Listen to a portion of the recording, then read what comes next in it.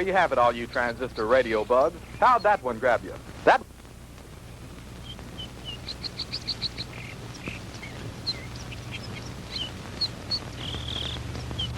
Howie, for heaven's sake, it's almost dark.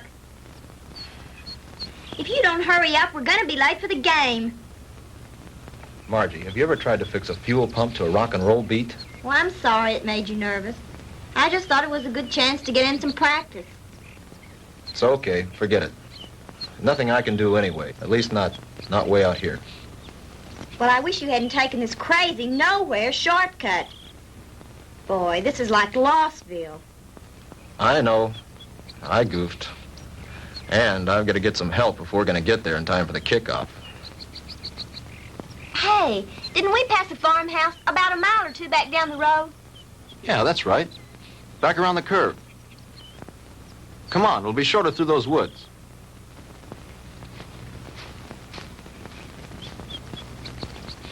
Oh, Howie, look. I don't think we ought to go on that property. Look, you want to get to the game, don't you? Of course I Then do. come on.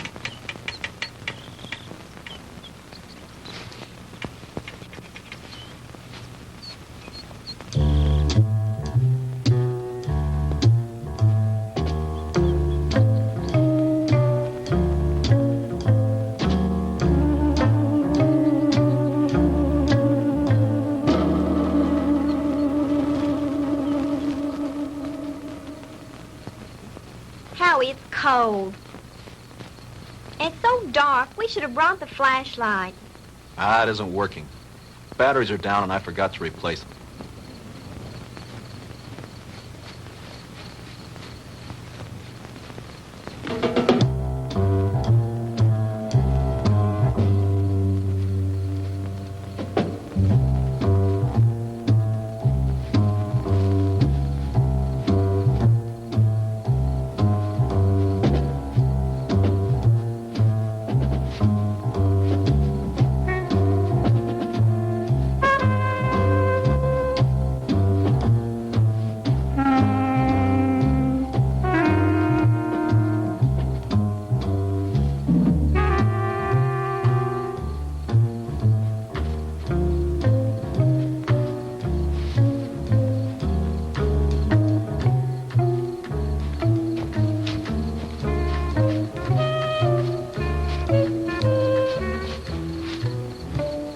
Like we've been walking for hours. Well, it can't be much further now. Hey, there's a light.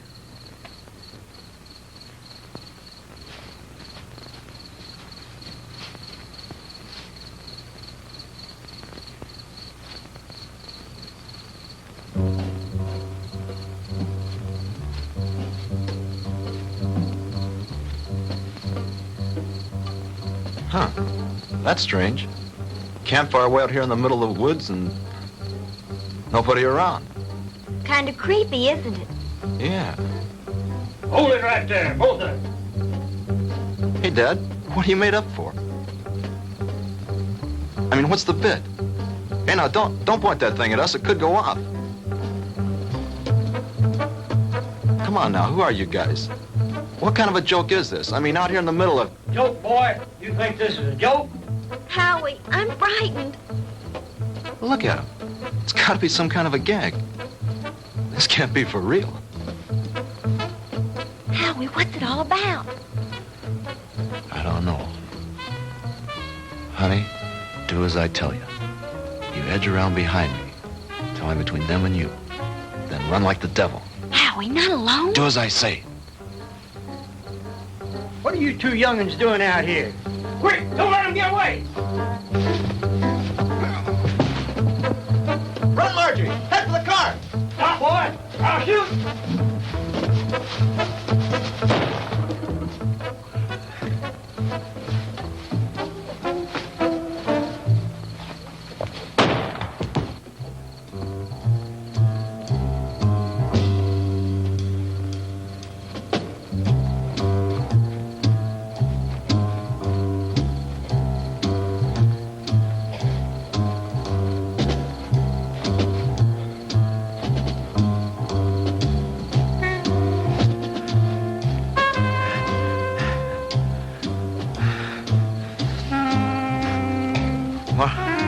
Margie?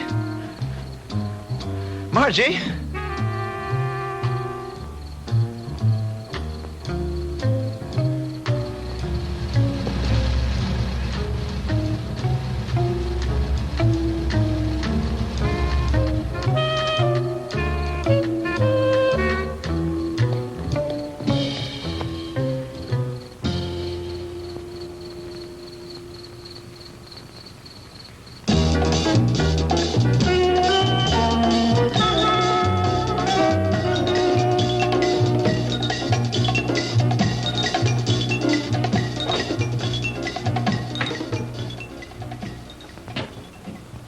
Oh, hello, Jim. What do you need?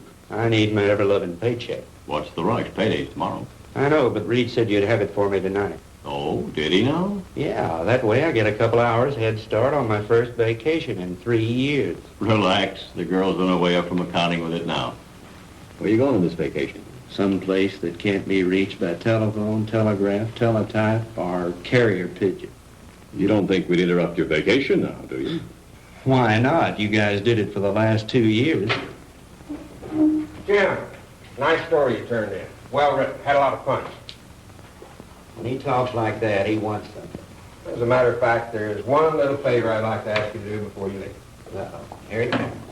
As a matter of fact, here it is. The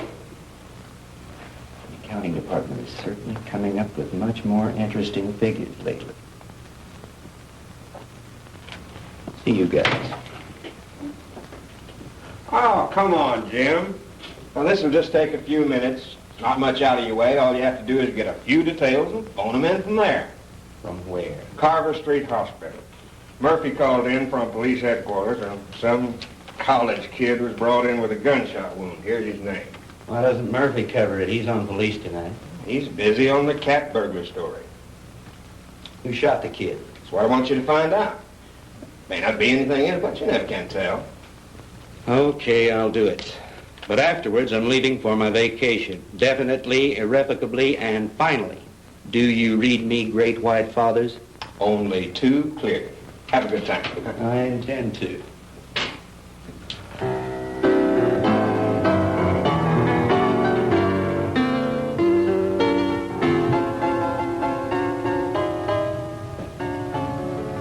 Hello, blonde girl.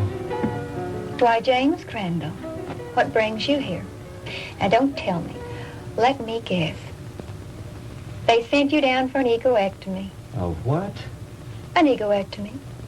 They're going to cut out that big, fat ego of... Oh, that's funny. Funny. I want some information. Like what? Like, you got a boy here. Howard Ellison, college kid. In some kind of shooting scrape. That's the kid they brought in this evening. But I don't think he's having visitors. Well, could I speak to his MD? Mm-hmm. That would be Dr. Wilson Blake.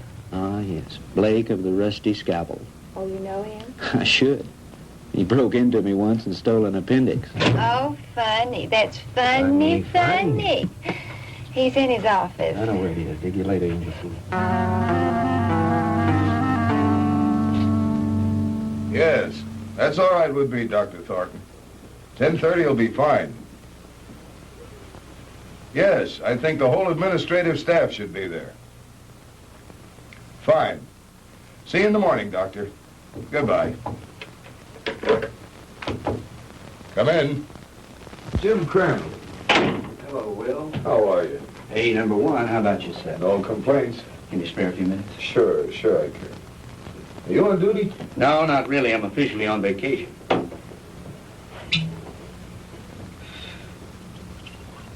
Soda? Just straight, thanks. I bet you're here for a story on that Ellison boy. Good bet. Sit yourself down. So were some friends of yours. They left about an hour ago. Uh-oh, the local gendarmes, no doubt. Right. Lieutenant Partane and a couple of his men. They talked to the boy for about an hour and then finally... Wait a minute. Talk to him? You mean the Ellison kid's able to talk? Sure, he wasn't hurt too badly. The bullet didn't enter any of his vital organs. But the nurse said he couldn't have any visitors. Well, he can't. At least not now. He was too tired after that session with Partane. I want him to get some rest. Well, when can I see him? In the morning. In the morning? But talk, I gotta phone something into the editor. I can't fool around on this thing. I leave on my vacation tomorrow. Well, I envy you. We're so short-staffed here at the hospital, there's no telling when I'll be able to take a vacation. What did the kid say when he talked? He told a real weird story. The police have a transcript of it. I'd rather hear it from you if you don't mind. I don't think I should repeat it. I imagine the lieutenant would rather tell you himself. Oh, come off it, Doc. You know Partane's not going to give me anything till he's good and ready. All right. All I can do is repeat what the boy said. But I'll warn you, you won't believe it. Suppose you try me. Well, this Ellison kid is a student at the university, a cheerleader, an honor student, an all-around popular kid. Early this afternoon, he and this co-ed... Co-ed? You mean there was a girl with him? Yes, one of the majorettes from the band, a girl named Margaret DeMar. DeMar? Couldn't be related to Sandy DeMar, the nightclub thrush. As a matter of fact, yes, her sister. Well, that adds a dash of color. What about the girl? I'm getting to that. Now, do you want to hear this story or not? Okay, go ahead. Well, early this afternoon, they left the university on their way downstate to that night game against Southern Tech. They had permission to drive down instead of going on the bus with the other students. They were running short of time, so they took a shortcut on one of those farm roads. Ellison's car started acting up and finally quit on them. They had to have help, so they started walking, trying to make it to a farmhouse. I said, hold it right there. Hey, Dad, what are you made up for? What are you two young'uns doing out here? Quick, don't let him get away! Run, Marjorie! Head for the car! Stop, boy! I'll shoot! He started running, and that's when he got shot. He got up and he kept on running. He made it back to the car. He looked around for the girl, and she wasn't there. After that, he blacked out. A passing motorist picked him up and brought him in, and that's the story the way he told it. You sure weren't kidding when you called it weird. I've heard some screwy ones in my time, but this one takes the prize. Yeah, that was exactly my reaction, at first. What do you mean, at first? Well, sometimes I'm forced to alter my opinion by certain evidence. I don't know if you're aware of it, Jim, but my hobby is American military history. I collect historical military objects like some men collect stamps, like this item that was brought in by a patient a couple of months ago. You know what that is? Well, it looks like some kind of rifle slug. Mm-hmm. I have a cigar box full of those at home. My brother and I used to find those in the woods and dig them out of trees when we were kids, back in Georgia 30 years ago. It was one just like the one you're holding now that I took out of young Ellison's body and gave to the police this evening. And if you ask me, they're going to have to dig a long way back in their ballistics file to find anything that matches that. Yeah? Yeah. You see, that's a mini ball. The kind of a bullet they used during the Civil War.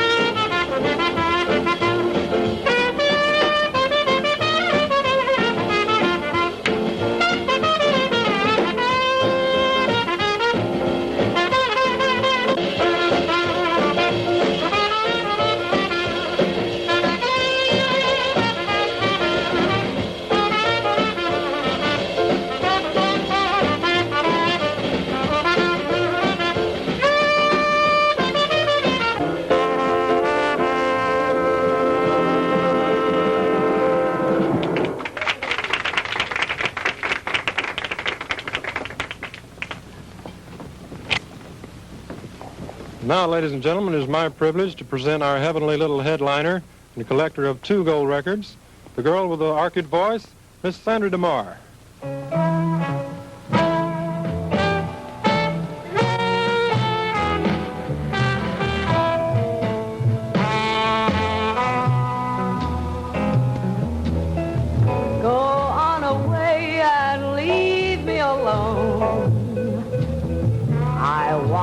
By myself when I cry, and there's gonna be some crying, 'cause I just told my baby goodbye. Get out of here and leave me alone. I don't care whether I live or I die, 'cause my life's already over. It ended when he told me goodbye.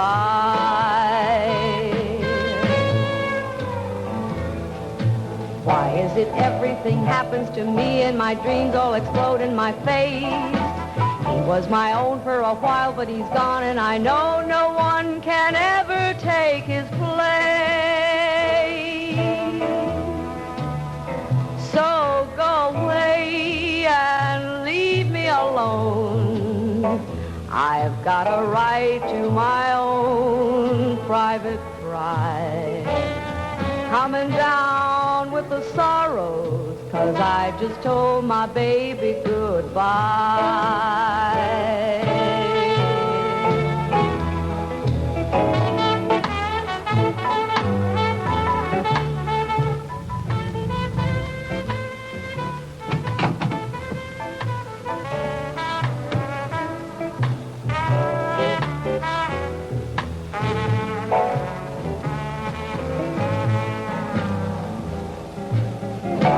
Everything happens to me and my dreams all explode in my face.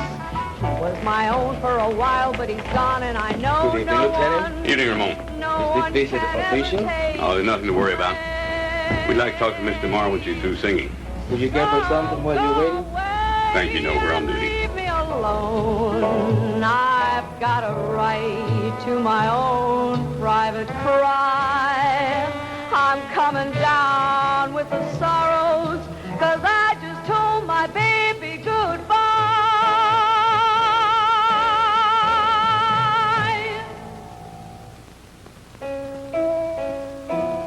'Cause I just told my baby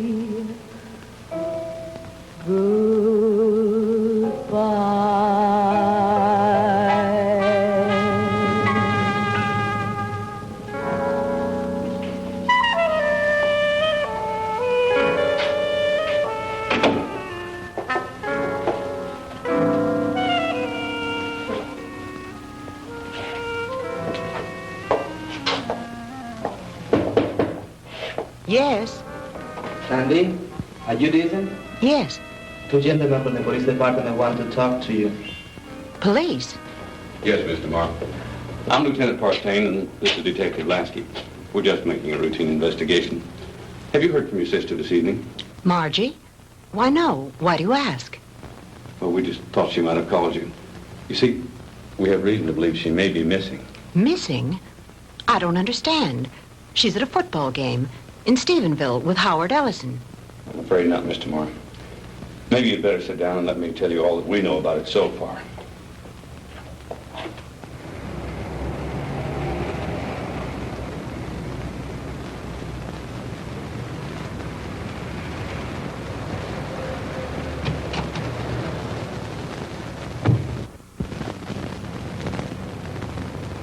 Well, Lieutenant Partane, is it a raid or a payoff?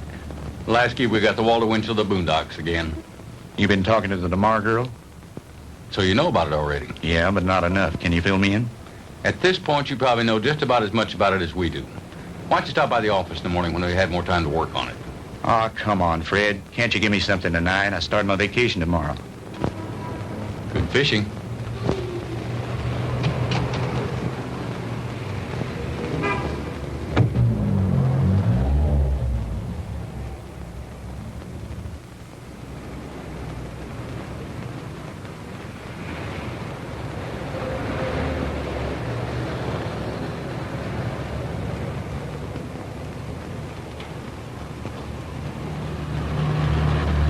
Miss DeMar? Yes? I'm Jim Crandall with the Sentinel. Could I talk to you a moment? I'm sorry, Mr. Crandall. I really haven't time to talk. I've got to get home in case my sister calls. Well, that's what I wanted to talk to you about. Can I give you a lift home? Thanks, but I'll take a cab. Well, they're kind of slow this time of night. Well, all right, if you're sure it's not out of your way. Of course not. It's part of my job.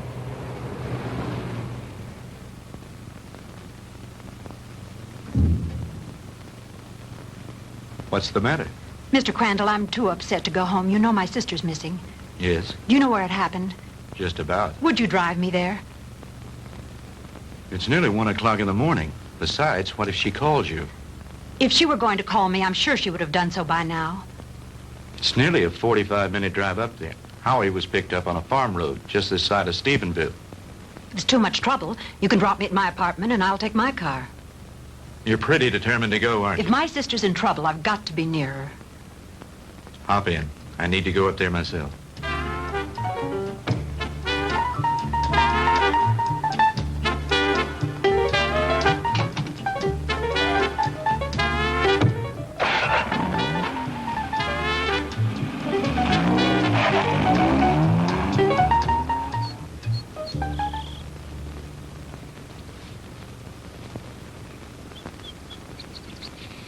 Lieutenant, we checked that house from top to bottom. Nothing there. Okay, Lasky. As soon as the boys are through, have them go in and get some rest. We've done everything we can do here. Maybe the sheriff and his bloodhounds will turn something up. Right.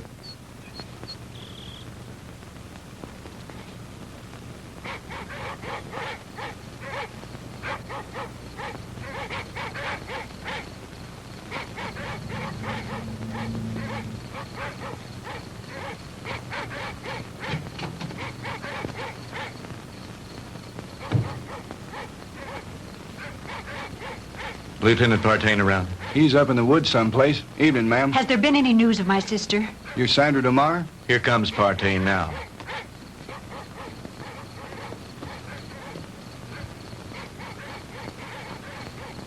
Lieutenant, have you found her yet? I'm afraid not. Crandall, what'd you bring her out here for anyway? I made him bring me, Lieutenant. Can you tell me anything about Margie? No, ma'am, I think you both made a trip out here for nothing. Why don't you go home and get some sleep?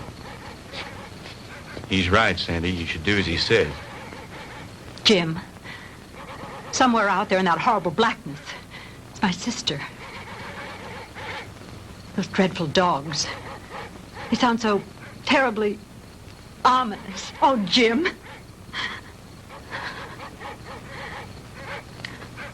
Come on. We'd better get back.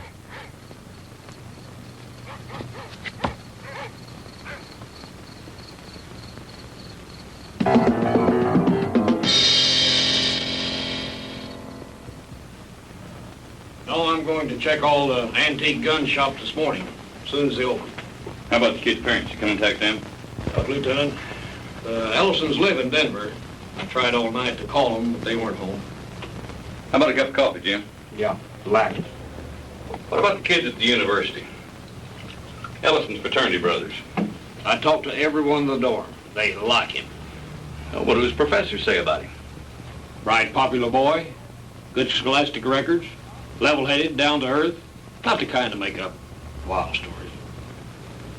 Well, that cracks another one of our little theories wide open. You just getting here? Some of the other fellows came in a couple of hours ago. Yeah, I was out with the sheriff and his bunch. And have we got a Lulu? Yeah, what is it? The girl's sweater. We found it out in the woods not far from a smoldering campfire. Go on. Well, we gave the scent to the dogs, and they took off like Moody's goose. Well, we followed them for about a mile or two, till they got through the woods and into a small open space. Well, the dogs got about halfway through the open space, and then they stopped. Well, you've never seen so much confusion of tangled dogs in your life. They didn't know which way to go. The scent had stopped right in the middle of nowhere. It was as if the girl had just been snatched off the face of the earth into thin air. Wait a minute. You mean no footprints, no tire tracks, no nothing? Well, nothing but this. Well, so you found part of a costume. Costume? This is the real article. I checked it out. What do you mean, checked it out? Look at the label on the inside. McCord Brothers. McCord? Outfitted to the military. Charleston, South Carolina. I checked with the Charleston department, and they gave me some very interesting facts from one of their newspapers. It seems that McCord Brothers, the company that made that hat, burned to the ground in 1869 and was never rebuilt. It's been non-existent for over 100 years. This case is getting screwier by the minute. Don't it, though? Why don't you run this down to the lab and then go home and get some sleep? How about me, Lieutenant? Sure, go on home. You earned a rest. Well, what do you think? How was Mr. Morrow when you left her? Shook up, naturally. She's spending the night with a girlfriend. Fred, about this whole mess, what's your opinion? I'm not paid to have opinions. I'm paid to put jigsaw puzzles together. But seriously, what do you think? I think there's a logical explanation to everything.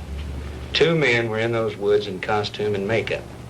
Anyone knows there's lots of guys around nowadays who collect antique guns. They belong to clubs, they have meetings and shooting contests every so often. A couple of them got liquored up a little, wanted to have some fun and scare the kids. But something went wrong. It's as simple as that. My hunch is, as soon as they get up enough nerve, they'll come in, give themselves up. It's a nice theory, Jim, but what happened to the girl? Well, your guess is as good as mine. Jim, you know, this whole thing is, well, it's spooky.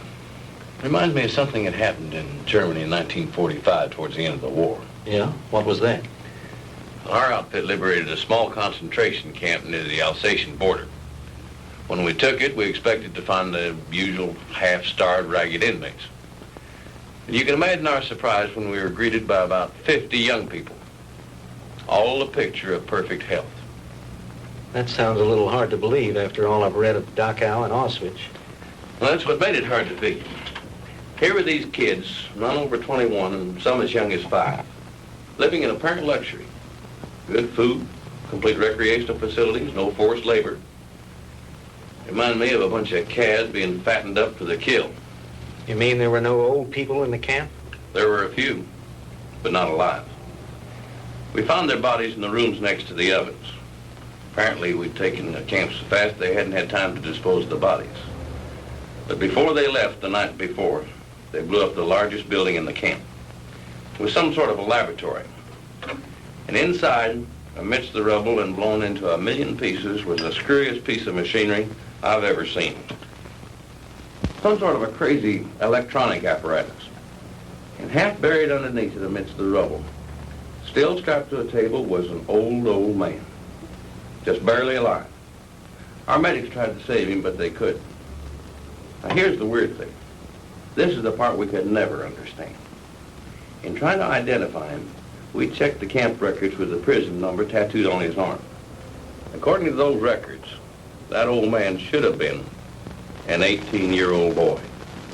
What about the other bodies? Same thing. Their numbers indicated they all should have been kids.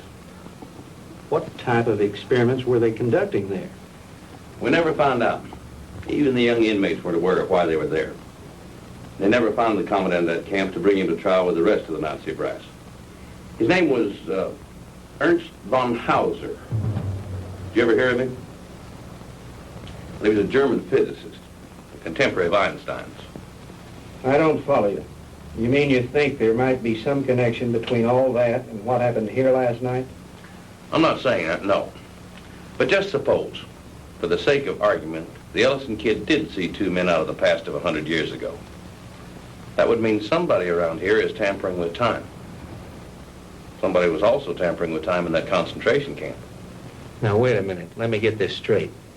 You think that the machine found in that concentration camp was some kind of time machine, and that there may be another one like it around here. Is that what you're saying? I'm not saying anything. I'm just supposing. After all, they never found Von Hauser. Lieutenant? Yeah, Walt. Captain wants to see you in his office. Wants you to bring the file on the Maddox case. Be right there. How am I ever going to turn in a story like that? That's your problem.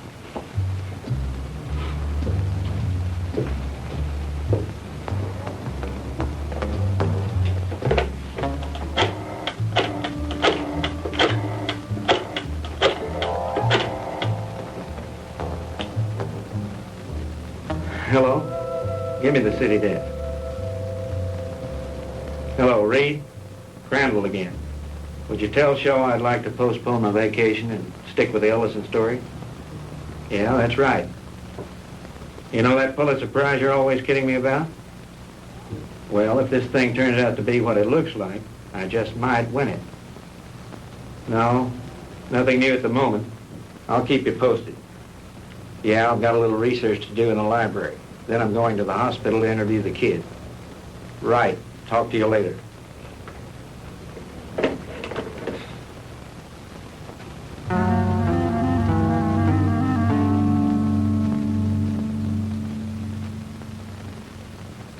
All right, Howie, you can go on with your story. That's about it, Mr. Crandall. I remember reaching the highway, and Margie wasn't there. And then I blacked out, and the next thing I knew, I was here at the hospital. And you really don't think, Howie, that those guys were just a couple of kooks in Civil War costumes? Mr. Crandall, I don't know how to explain it, but I got the distinct feeling that these guys were for real. I mean, like something straight out of Gone with the Wind. Howie, what's your idea of what happened to Margie? Do you think these two guys grabbed her? I don't know, Mr. Crandall. I don't know. That's what's bugging me out of my skull. Nurse, is Mr. Ellison awake? Yes, he is. He has another visitor, but you can go on in. Thank you.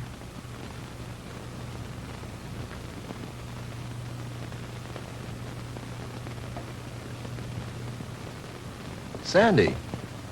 Hello, Howie. How are you? Hello, Jim. Good morning. Have you heard anything from Margie? Not yet. I brought you some flowers. Thank you, Sandy. I'm sorry about all this. I mean... It's all right, Howie. Now, don't you worry. Whatever happens, I know it wasn't your fault. Jim, have the police found out anything yet? No new developments. I'm going up there in a little while and have a look around myself. I want to see the place in the daylight. Would you mind if I went with you? Of course not. I'd enjoy your company. Howie, would you forgive us if we ran off right away? Sure. I understand. I'll drop back in later. Bring me some magazines. Yeah. True Confessions and Ladies' Home Journal. Gee, thanks, Mr. Crandall. Those are two I never miss. See you later, Howie.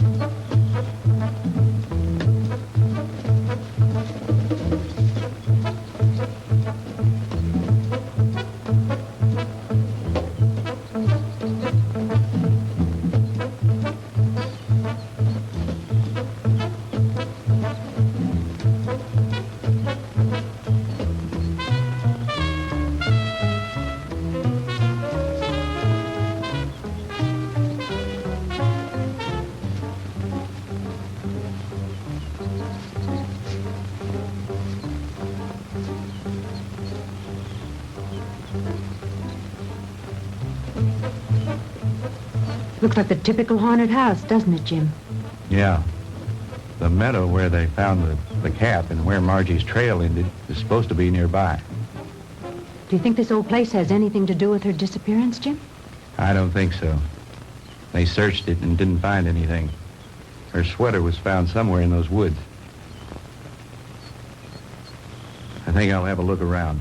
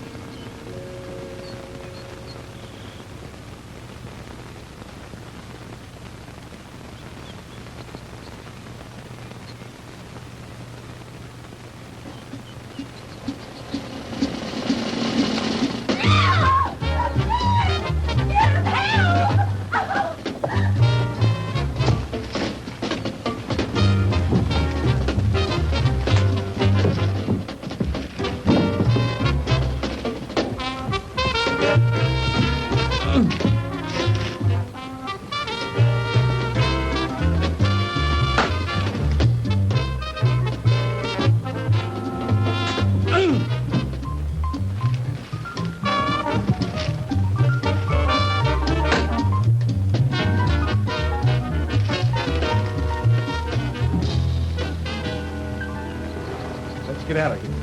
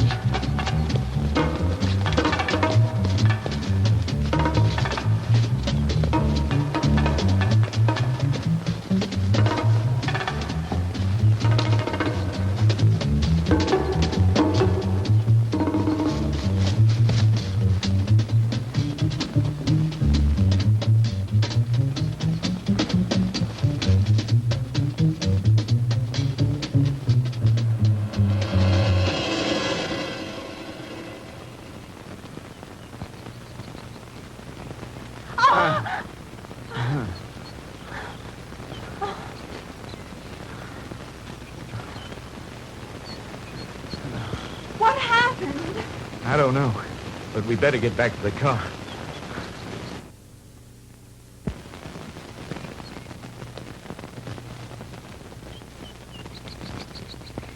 Jim! Well, the car!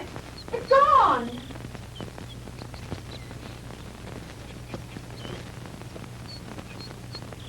Jim, someone must have stolen it. I would have heard the motor start up. Besides, I have the key in my pocket. Well, this must be the wrong place. This isn't where we left it. This is where we left it, all right. But it looks different here. There are more trees than there were before. And that fence, that wasn't here when we came down the road. And the barbed wire fence is gone. Jim, we're lost. I don't think so.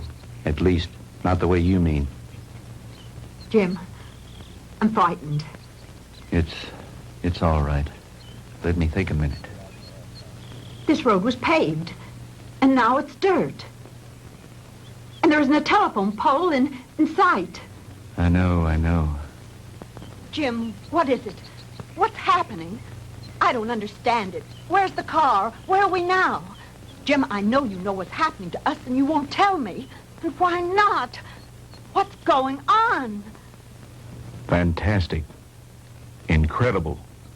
I never really believed it. Tell me what's happening. Sandy. What's going on? What dreadful thing Sandy. is happening? Tell me.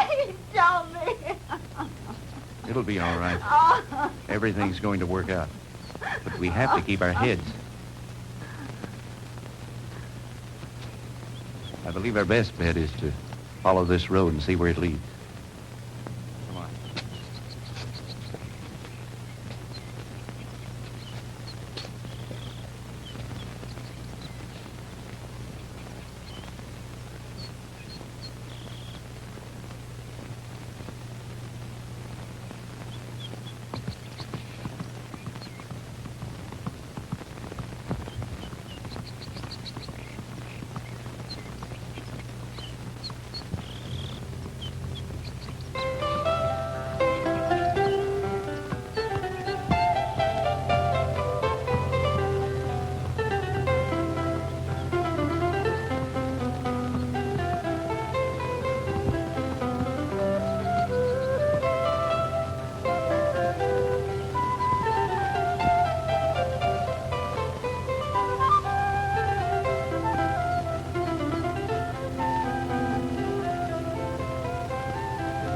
Jim, his clothing. I know.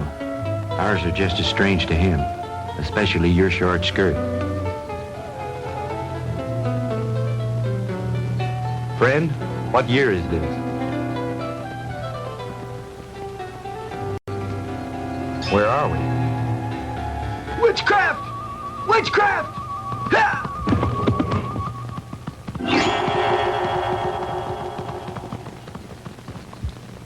Jim. Honey, I don't know how to explain it, but somehow we've been set back in time. But Jim, that's impossible. Impossible. I know it's supposed to be impossible, but it seems to have happened. Well, let's not try to figure it out now. We've got to get somewhere to find some help. Some way.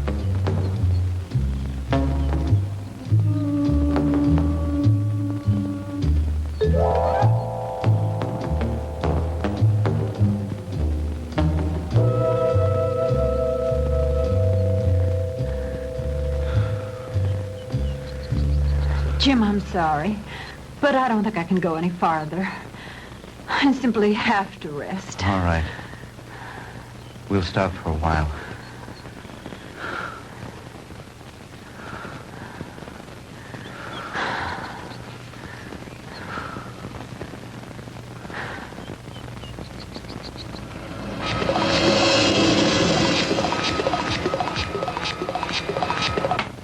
Welcome, my friends, to my little workshop.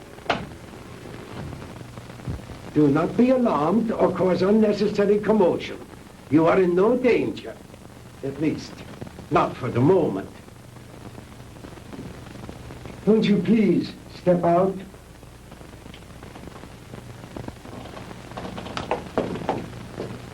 I am Dr. Ernest Von Hauser.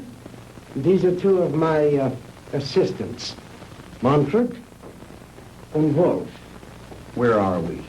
I told you. We are in my little workshop. And I tell you again, please do not be alarmed. What time is this? What century are we in? Does it matter, my friend? There really is no such thing as time, except as a relative measuring device in your own mind.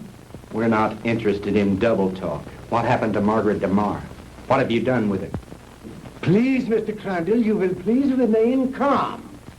What have you done with my sister?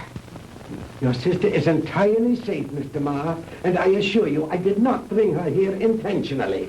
She certainly didn't come here of her own free will. I didn't say that. I brought her here to keep her from harm. Then where is she? Let me see her. But of course. To the armor! Kommen Sie her! Schnell! To the armor.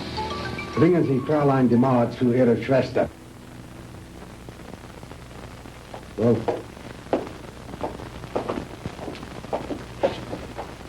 no need for alarm, Mr. Crandall. She'll be all right. She'll be able to freshen up. We will even furnish her a change of clothing.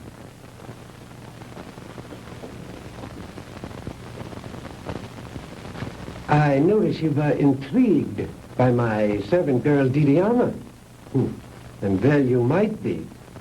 Just a few thousand years ago, She was serving in the court of Tutankhamun, one of the great pharaohs of Egypt. And now she is serving me. Quite an experience, is it not? This is like a fantastic nightmare. I don't understand any of it. How did you get Margie here? I was conducting an experiment with a pair of gentlemen from the past. When the girl and her boyfriend wandered into the machine's field of materialization and encountered them. They shot the boy. They might have killed the girl had I not teleported her here very quickly. And the 2 Reb soldiers? I sent them back to Shiloh, Mr. Crandall. But it doesn't matter. They probably died there anyway. Fantastic. Utterly fantastic. Tell me, Doctor, why did you send Sandy and me back to 1789? I admit I took advantage of you to conduct a little experiment. Oh, yeah, it was a little dangerous, but you see, no harm has come to you. Super spectronic relativity? I believe that's what you once called it. Oh, then you are familiar with my work. To some degree, yes. I read up on you this morning in the library after talking with the police. Oh. And what did you learn about me? Quite a bit. I know of your early career and some of the brilliant discoveries you made in the field of physics, and that you were expelled from the International Congress of Physicists because of your theories. That was a humiliation which will soon be avenged, Mr. Crandall. But go on. What else did you learn of me? Well, I know that you were a friend and sponsor of Adolf Hitler, that you helped elevate him to power in the 30s, and became the organizer and administrator of his Department of Scientific Warfare. That's another thing that puzzles me here, Doctor. Why a man of your brilliance should identify himself with a fanatical madman like Hitler. How dare you refer to Adolf Hitler as a madman? He was a great genius, ahead of his time. The world, in its ignorance, was not ready to accept him. The world did not accept him because he was a lunatic, bent on enslaving it. You call a man who is responsible for the mass murder of millions a great man, a genius? Anyone with enough intelligence to examine history knows there are times when lives must be sacrificed for the benefit of future generations. And he was willing to do this in order to lead his people into darkness, into oblivion. That's where he was leading them. And like all other power-crazed dictators before him, he failed. Thank God there were people in the world with enough courage to resist and to conquer him. What do you know in your stupid, petty little mind?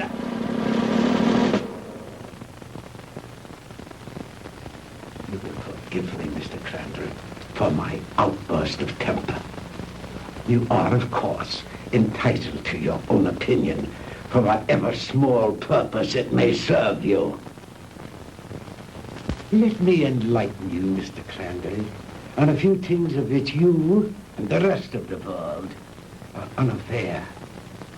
Blame for the loss of the war cannot be laid to Hitler or his doctrines.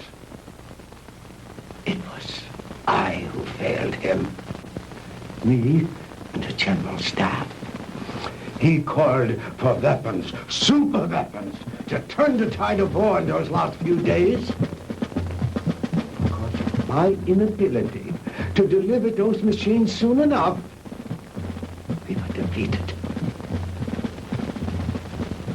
It might interest you to know that during those last few months of the war, we had almost perfected weapons so far in advance of anything that had gone before them as to make modern warfare in all its forms completely obsolete. Oh, if we had only had time for further experiments. I know of some of your experiments, like the ones carried out in a certain concentration camp. Oh, then you know about the aging machine. Yeah, they had almost perfected that one when the war ended. Oh, but that machine was one of the more primitive devices. like the jets and the rockets that we used so briefly. We were in the final stages, Mr. Crandall, of perfecting weapons that were truly astounding and against which you would have had no defense.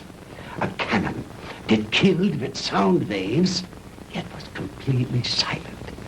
A giant generator gun that could electrocute whole armies in the field. Oh, and more, many more. We'd have only had a few more months to perfect those weapons. We could have plucked victory from the jaws of defeat. The Third Reich would have endured, not for 1,000 years as the Fuhrer dreamed, but forever. But the fact is that you failed, Herr Doctor. Failed and lost. But you are forgetting one thing, Mr. Crandall. That was 20 years ago. Since then, I have perfected and even improved on my original weapons.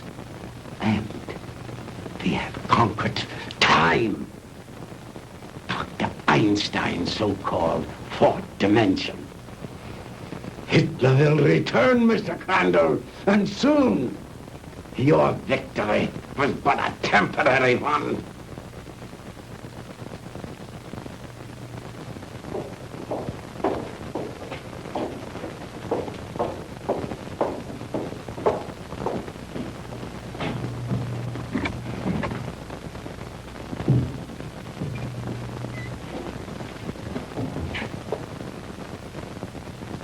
Margie, baby! Sandy! Honey, are you all right? Did they hurt you? Oh, Sandy, I didn't think I'd ever see you again. Oh, I'm all right.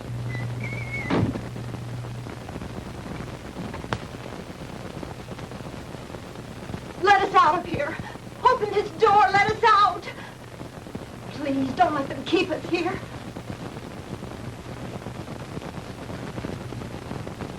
I have my own underground atomic power supply. Here are the master controls, and here are the selectors.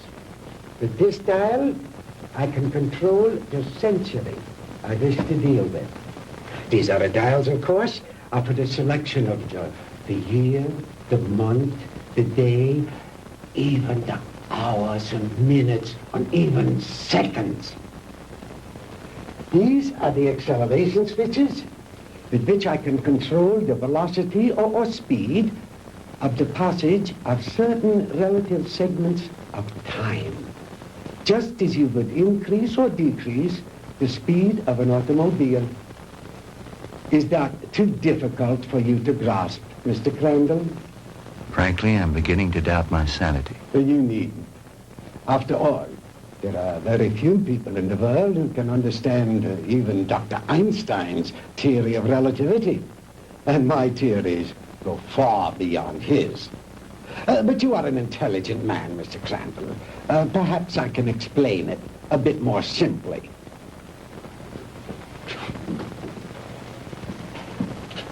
We will let this line represent the world, with a line here to represent the equator, and a mark here and a mark here for the north and south poles.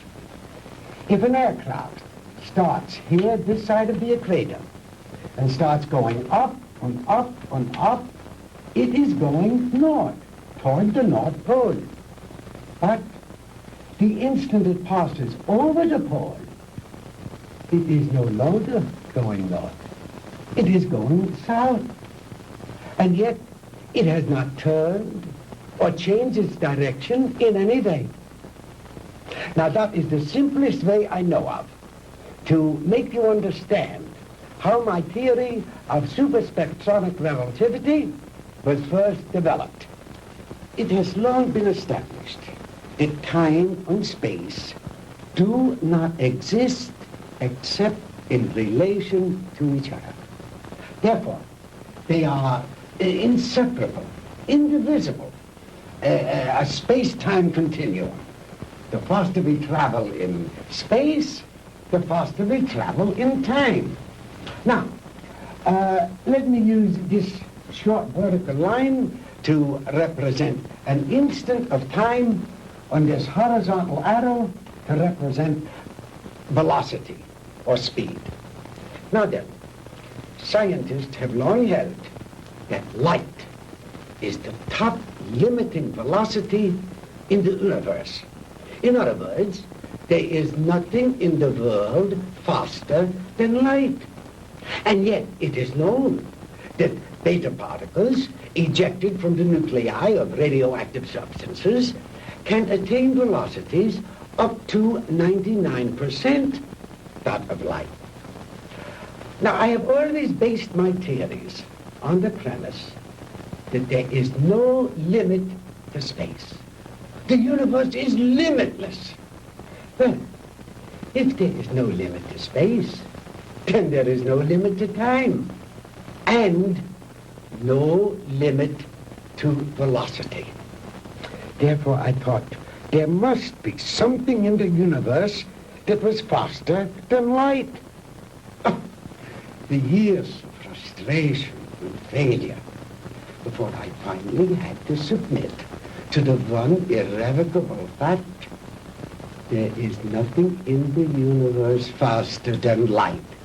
But I discovered a new ray in the spectrum with a wavelength infinitely shorter even than that of the cosmic ray. This ray I called the minus ray. I'm afraid you lost me, Doctor. Well, in other words, while I discovered that the velocity of light is indeed the top velocity in the universe, that velocity need not remain constant. I discovered that through minus rays, velocity could actually be accelerated. Let me illustrate in this way. This line represents an instant in time.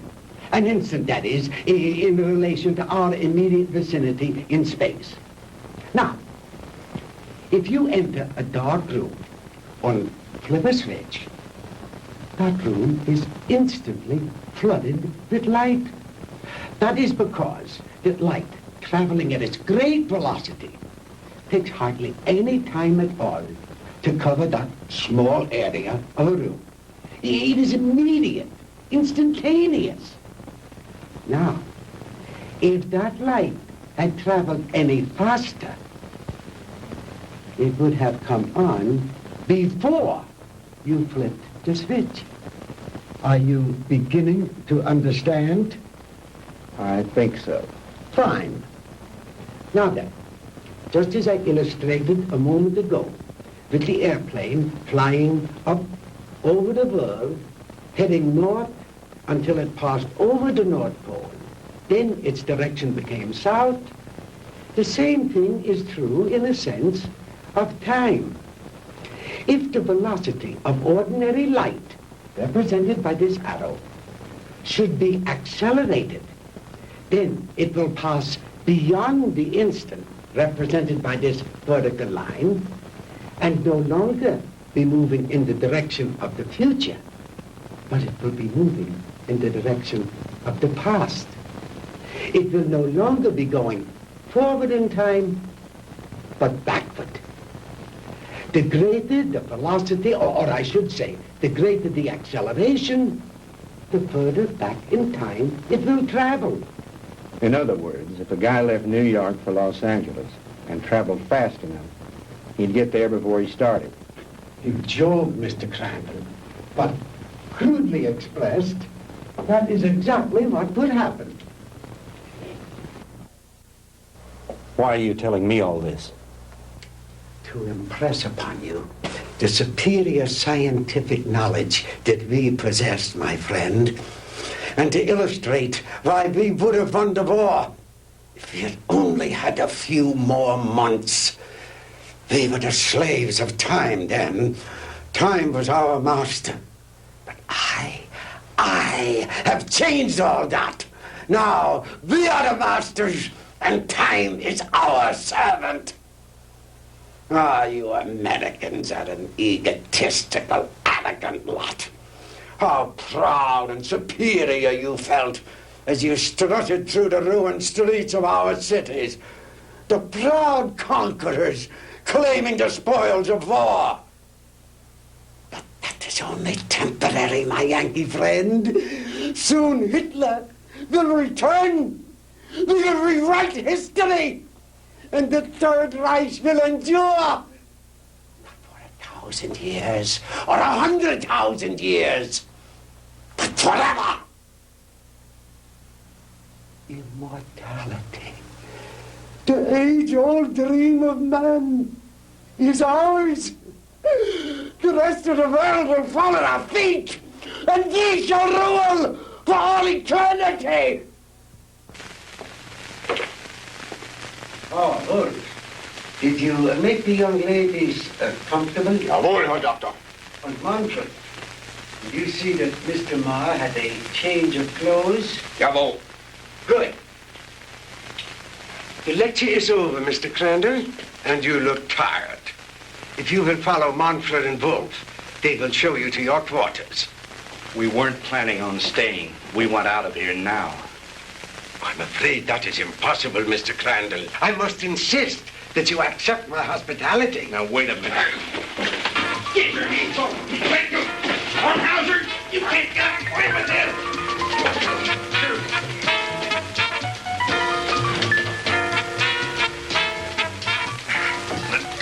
Jim. Jim. Sandy, are you all right? Oh, yes, we're all right, but why are they locking us up? What are they going to do with us? Nothing if I have anything to do with it. Oh! Oh, don't hurt him! Oh, don't hurt him! Oh.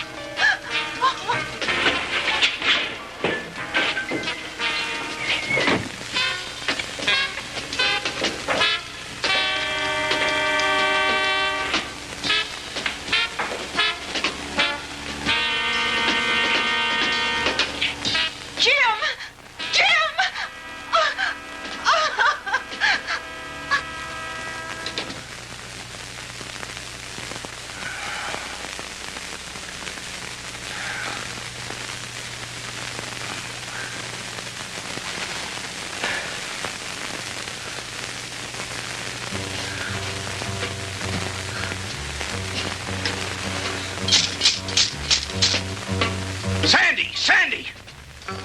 Sandy, answer me! We're here, Jim. We're all right. How about you? Just a minor headache, honey. Is Margie still with you? Yes, she's asleep. Jim, I'm scared.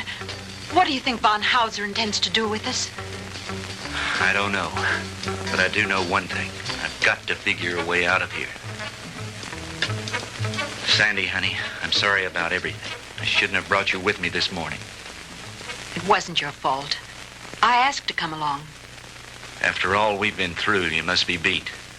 Have you had any sleep? No, I was worried about you. Well, try to get some rest while I do some thinking. Okay. As soon as Margie wakes up, I will.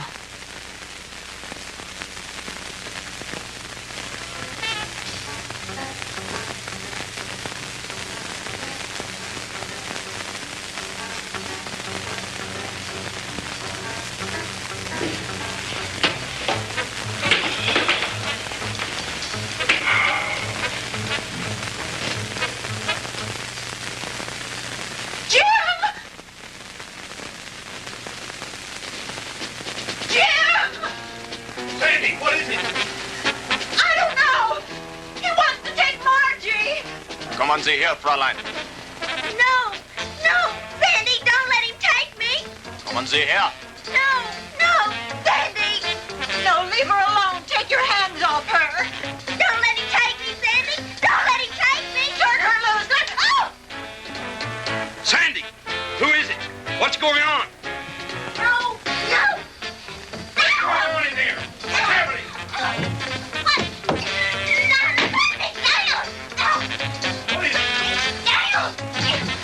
What are you doing? Where are you taking her?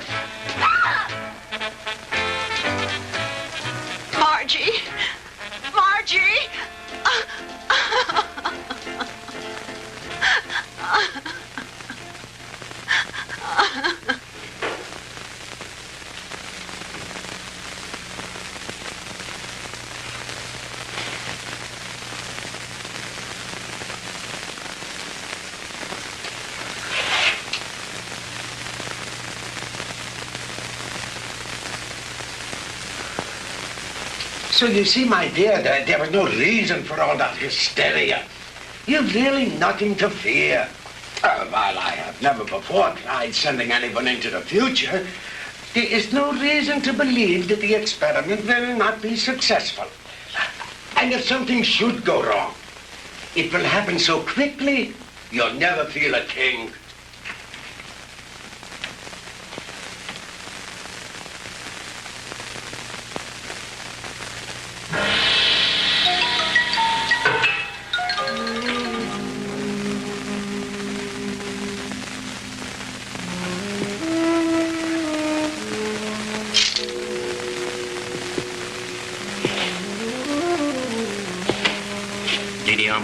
It is time you eat now. You speak English? Many others before you, they teach me talk. You mean there have been other prisoners here? Many. Are there any others here now? They all disappear. You eat now. It is all they give me for you. It's all right. At least it's better than nothing. Didi Alma, you've got to help us. You're our only hope. No. I cannot help you. But you've got to. You're the only one. If you could get hold of the keys. No. They'll kill me. I cannot help you. Please, Didi Alma, listen to me. No. We'll never get out of here if you don't help us. Please, Didi Alma. Please.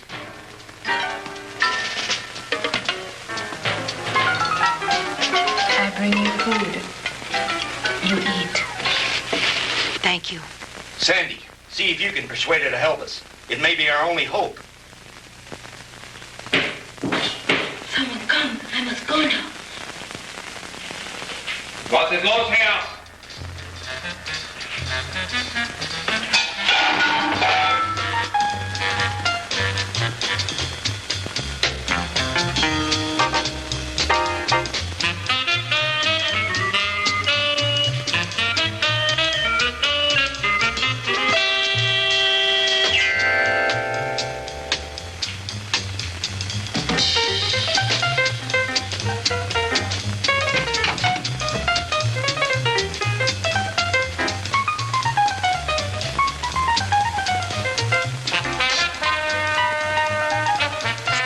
From me. Oh!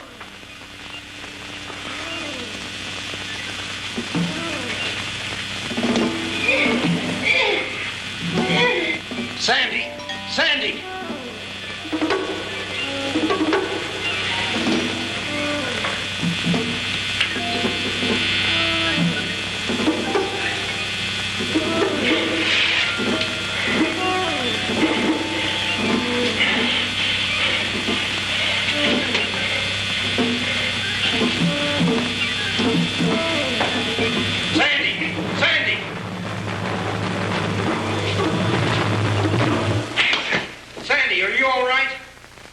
Can you hear me?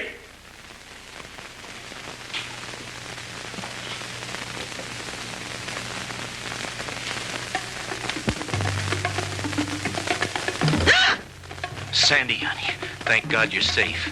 Quick, get his keys.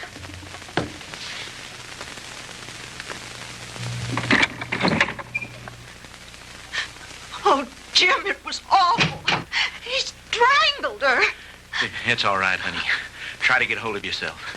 We've got to get out of here. I'll be fine.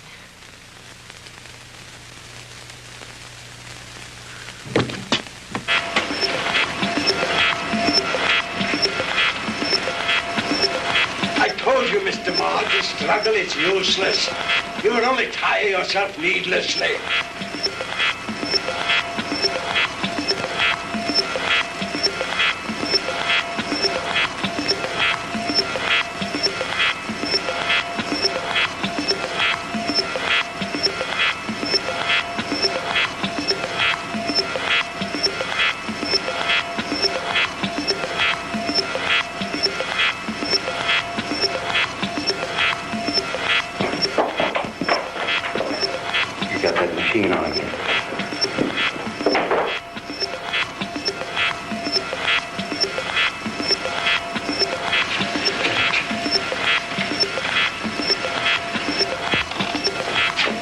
Switch it off, Doctor.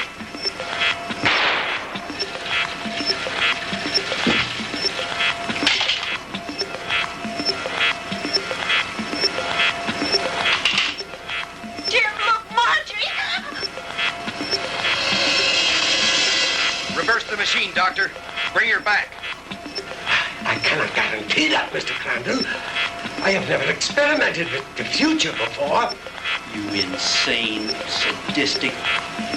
If you don't bring that girl back, I'll empty this gun into that warped brain of yours.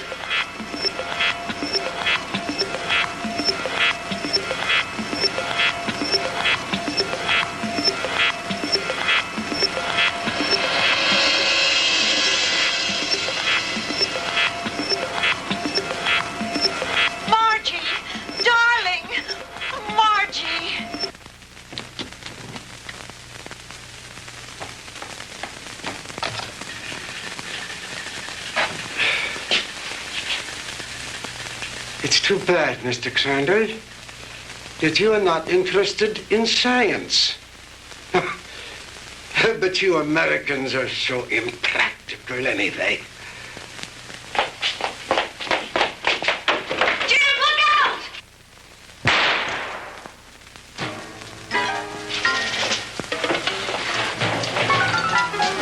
Just don't you try anything, Von Hauser.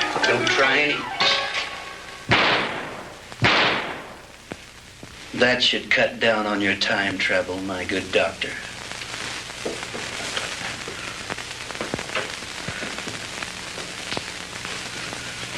How about the attic? You searched that, didn't you? Yes, sir. That's where we found the Nazi soldiers and their radar equipment. Then this house has some connection. Crandall's car was found not too far from here. Von Hauser's headquarters must be around here somewhere.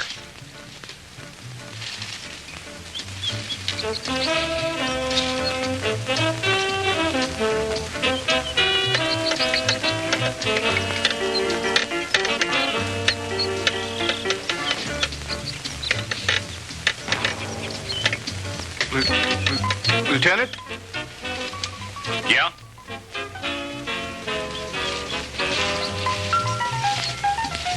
What is it, Finley?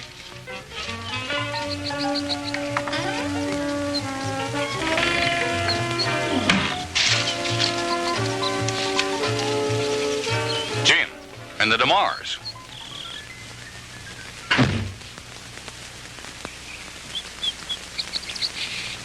Where in the devil did you three come from? Von Hauser's country place, Fred. We spent a very interesting night there.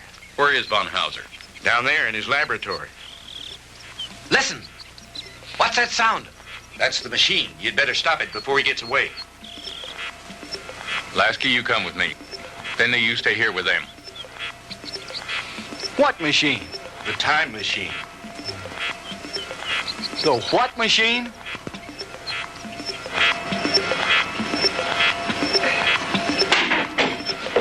All right, Professor, hold it right there. Get away from that machine.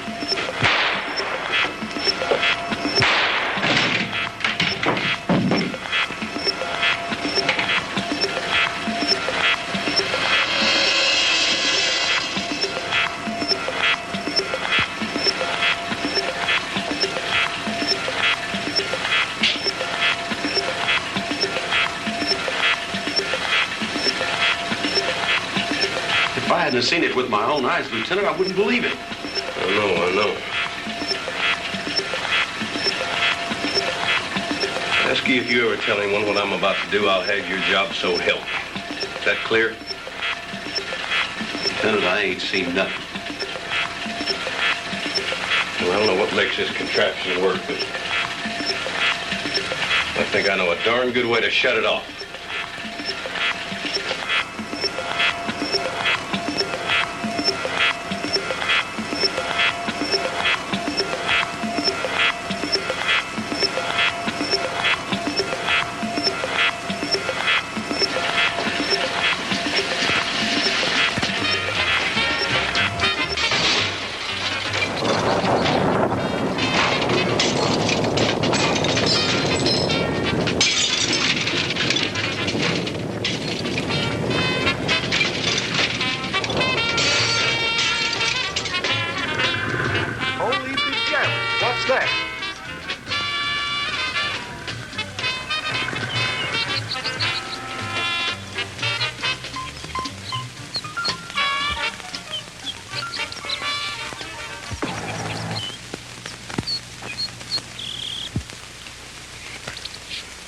happened down there, Fred?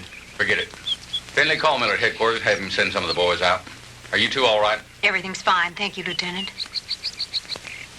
Why don't you take the two ladies home? Come on, Lasky.